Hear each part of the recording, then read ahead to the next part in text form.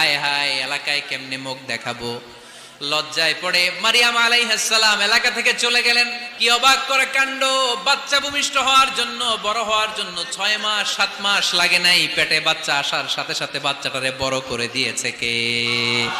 মারিয়াম আলাইহিস সালাম এবার বসে পড়লেন, বুঝতে আরম্ভ করলেন প্রেগন্যান্সির পেইন উঠেছে। হঠাৎ করে পেট থেকে বাচ্চা ভূমিষ্ঠ হয়ে যাওয়ার পরে উনি কাঁপতে আরম্ভ করলেন। ক্ষুধার চোটে খাবার কিছু নাই, সামনে ঝর্ণা, উপরে একটা খেজুর গাছ।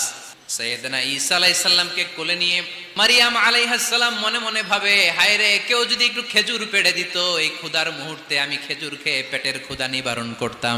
রব্বুল আলামিন মারিয়ামকে উদ্দেশ্য করে আয়াত নাজিল করে দিলেন, হুজ্জি ইলাইকি বিজিযআইন নাখলা।